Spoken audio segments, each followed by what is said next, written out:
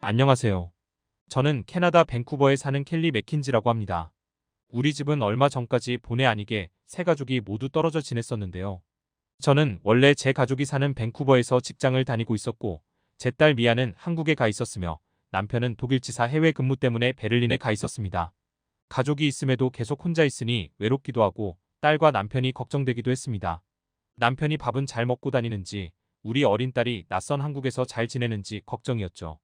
그나마 남편은 캐나다에 있는 본사에 한 달에 한 번씩 왔다 가곤 해서 볼 수 있었지만 딸은 한 달 넘게 얼굴을 못 보고 있었습니다.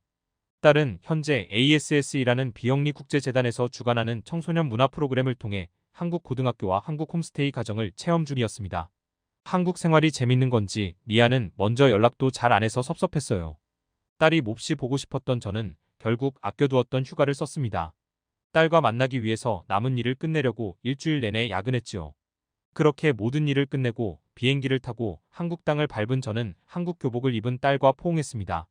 우리 딸은 캐나다에 있을 때 공립학교만 다녔기 때문에 교복을 입어본 모습을 단 한 번도 본 적 없었는데 이렇게 보니까 아주 잘 어울렸습니다. 한국 시각으로 오후에 도착한 비행기였기 때문에 학교를 끝나고 바로 온 것 같았습니다. 미아가 엄마가 보고 싶었다면서 애교를 부리는데 말만 보고 싶다고 하면서 연락도 안 하냐고 핀잔을 주긴 했지만 섭섭함이 좀 풀렸습니다. 저는 먼저 딸이 머무르고 있는 홈스테이 가정에 가서 미아를 잘 돌봐주셔서 감사하다고 인사를 드리며 선물을 드렸습니다. 그동안 사진으로만 본 분들이었는데 실제로 보니 더 인상이 푸근하고 따뜻해 보였습니다. 영어도 잘하는 부부라 의사소통하는데도 큰 문제가 없었습니다. 저는 부부에게 한국에 있을 동안 제가 데리고 있어도 되겠냐고 물었습니다. 한국인 부부는 흔쾌히 수락해 주셨고 저는 딸과 함께 제가 숙박하고 있는 호텔로 돌아가 밤새도록 이야기를 나눴습니다. 아이는 자기가 한국 학교에서 겪은 것들을 조잘대면서 털어놓았습니다. 한국 학생들은 무척 열심히 공부한다는 것, 자기도 한국 학생들처럼 늦은 시간까지 공부해봤지만 너무 힘들어서 본 수업만 받고 3시 넘어서 하교한다는 것, 홈스테이 가정집 주인 부부가 서울의 이곳저곳을 구경시켜줬다는 것 등등. 미아가 신이 나서 하는 이야기를 듣자니 교환학생 프로그램에 잘 보냈다는 생각이 들어 흐뭇했습니다.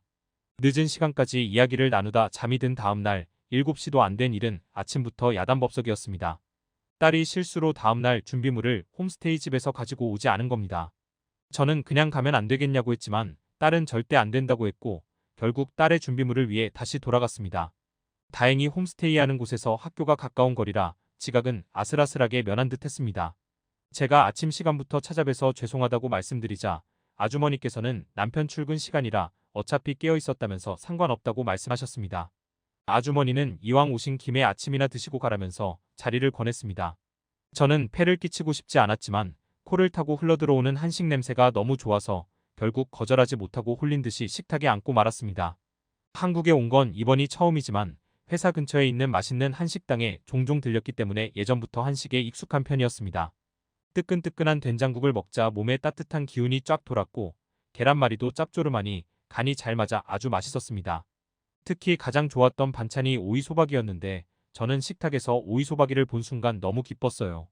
예전에도 한식당에서 오이소박이를 먹어보고 부추의 달콤 씁쓸한 맛과 아삭아삭한 식감이 좋았는데 그 다음번에 갔을 때는 다른 반찬이 나와 아쉬웠던 적이 있었습니다. 아주머니는 제가 오이소박이를 좋아한다는 걸 눈치챈 건지 나중에 다시 캐나다에 돌아갈 때 싸주겠다고 이야기했습니다. 저는 그녀의 세심한 배려에 고맙다고 이야기했습니다. 이른 아침부터 쳐들어온 사람한테도 이렇게까지 친절하다니. 왜 딸이 홈스테이 부부를 입이 닳도록 칭찬했는지 알 것 같았습니다. 아주머니는 미아의 학원이 끝날 때까지 같이 서울 구경이라도 하면 어떻겠냐고 말했습니다. 저희 딸은 한국에서도 일주일에 화, 목, 금 이렇게 미술 학원에 다니고 있었기 때문에 오늘은 저녁 시간이 다 되어서 집에 왔습니다. 미술 쪽 진로를 생각하고 있는 건 아니었지만 딸의 취미 생활이라 캐나다에 있을 때도 강습받곤 했거든요. 저는 아주머니에게 폐가 안 된다면 그렇게 하고 싶다고 말했고 그녀와 함께 서울 시내와 경복궁을 구경했습니다. 그 경험은 저한테 아주 이색적이었습니다. 현대적인 인프라를 갖춘 현대의 모습과 특유의 전통 문화를 둘 다 경험할 수 있었죠. 한국에 오기 전 여행 가이드북을 읽었을 때 서울은 옛날 전통 문화와 현대적인 도시가 공존하는 공간이라는 글귀를 읽은 적 있었습니다. 왜 그런 말을 하는지 알 것 같더군요. 예전에 한국의 옆 나라인 일본에 여행 간 적 있었는데 일본의 경우에는 전통 문화를 잘 보존된 곳이 많아서 볼거리는 많았지만 반면에 너무 아날로그적인 감성을 고집해서 답답할 때가 많았습니다. 카드를 안 받고 현금 결제만 받는 가게가 너무 많았고 또 공공 와이파이도 별로 없어 너무 불편했어요. 와이파이가 잡히나 싶으면 과금해야 한다던가 너무 신호가 약하든가 했습니다.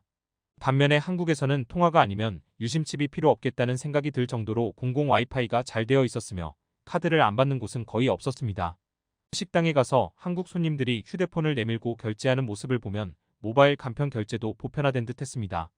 지하철 같은 대중교통을 이용할 때도 스크린 도어가 설치되어 있고 일본처럼 지하철이 지연되는 경우가 별로 없어서 편했습니다. 이렇듯 서울은 볼거리와 편리함 두 마리 토끼를 둘 다 잡은 도시였죠. 아주머니와 즐거운 시간을 보내고 학원이 끝날 때쯤 저는 미아를 마중하러 갔습니다. 미아는 한국인 여자아이 한 명과 함께 상가 밖을 나오더니 저를 발견하고 밝은 얼굴로 손을 흔들었습니다. 미아는 그 여자아이를 소개해주면서 얘가 내가 자주 말하던 혜진이야라고 말했습니다. 혜진이는 미대를 목표로 학원에서 입시 준비를 하는 여자아이로 우리 딸과도 같은 학교에 다니고 있었습니다. 어릴 때 아버지가 미국 지사에서 일해 초등학교를 캘리포니아에서 다녔기 때문에 영어가 유창한 편이었고 그래서 학교에서도 미아가 적응하는데 많은 도움을 주고 있다고 들었습니다. 이 학원을 추천해준 것도 혜진이었죠. 저희 딸하고 잘 지내주는 게 고마워서 그 친구와도 같이 저녁 식사를 했는데요. 혜진이는 예의도 바르고 잘 웃는 친구라 아주 마음에 들었지만 그날 몸 상태가 안 좋은 모양인지 힘이 없어 보였고 가끔 고개를 돌리고 기침하곤 했습니다.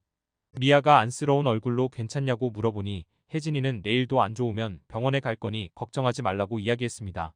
저는 병원에서 의사를 만나려고 예약하려면 그래도 최소 며칠은 있어야 할 텐데 그때까지 고생할 혜진이가 안타깝다는 생각이 들었습니다. 약국에서 약이라도 사다 줄까 고민했지만 처음 본 사이에 너무 오버하는 것 같아 부담스러워할까봐 관뒀습니다. 그 다음 날도 저는 아주머니와 서울 곳곳을 돌아다녔는데요. 아주머니께서는 내일은 주말이니 서울 근교에도 같이 놀러 가자고 제안해 주셨습니다. 저는 너무 폐를 끼치는 것 같다고 말했지만 그녀는 외국인들한테 한국을 소개해주고 싶어 홈스테이 일을 하게 된 거라 전혀 미안해하실 필요 없다라고 말씀해 주셨습니다. 그날도 저는 미아가 학원을 끝난 후 마중을 나갔습니다. 그런데 딸이 오늘은 30분 정도 늦을 것 같다고 이야기했습니다. 저는 카페에서 테이크아웃을 하고 학원 옆에서 휴대폰을 하며 기다리고 있었습니다. 카페에 편하게 앉아서 기다리고 싶었지만 자리가 없어서 어쩔 수 없었습니다. 휴대폰으로 드라마를 보고 있을 무렵 누군가 휙 지나가는 모습이 낯이 익었습니다. 빠른 발걸음으로 걸어가고 있는 여고생의 뒷모습이 왠지 어제 만난 혜진이를 떠올리게 했습니다.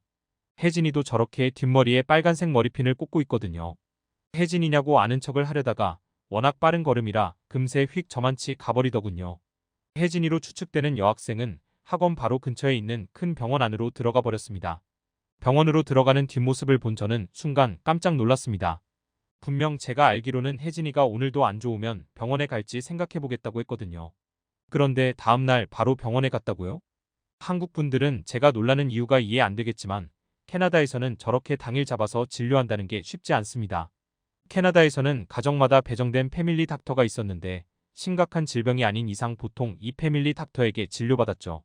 하지만 이 패밀리 닥터를 보러 가려면 며칠 전에 예약하고 가는 게 기본이었습니다. 일주일씩 기다리는 경우도 흔했죠. 게다가 이 병원은 일반 소규모 클리닉이라기엔 너무 컸습니다.